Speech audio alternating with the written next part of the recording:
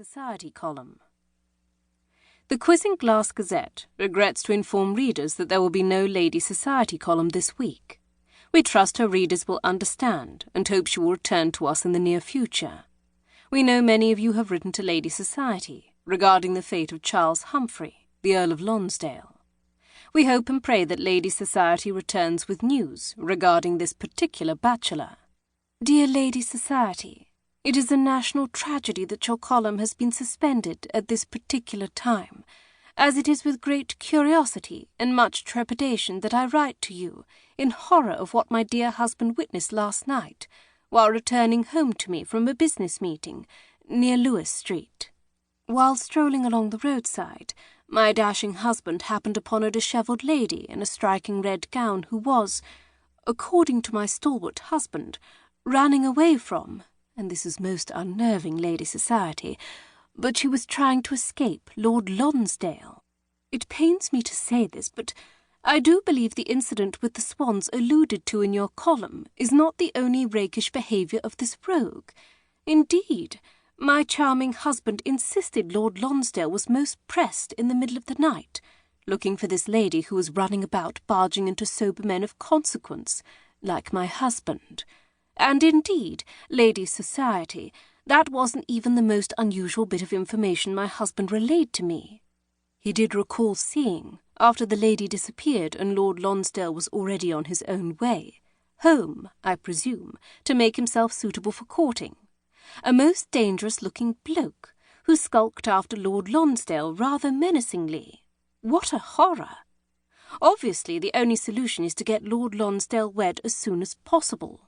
If you could work some of your magic, Lady Society, as you have with his friends and others before him, I do think Lord Lonsdale needs your help about now. Also, if you could point him in the direction of my lovely second daughter.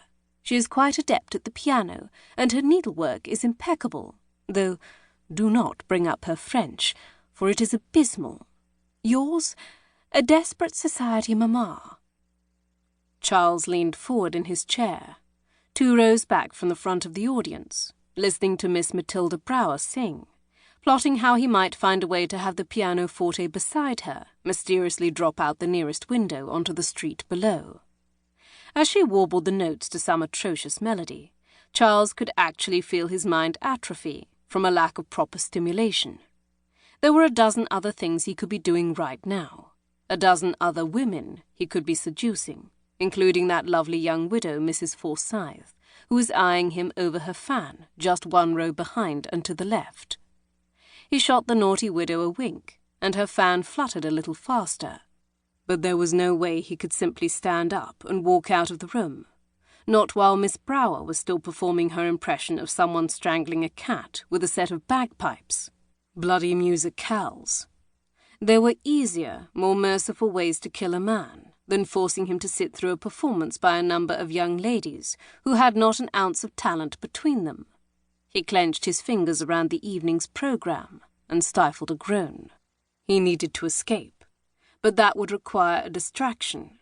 1 row in front of him, his close friend, Godric St. Laurent, the Duke of Essex, was nodding off. How the man managed to fall asleep during the high-pitched warbling, Charles couldn't begin to fathom. Charles carefully picked up the cane propped against the chair beside his. The cane's owner, Cedric Viscount Sheridan, was staring off into empty space and didn't notice its absence. With a gleeful grin, Charles positioned the cane under the seat of Godric's chair and gave it a hard thwack. Godric leapt off his chair as though bitten by a viper. God's blood!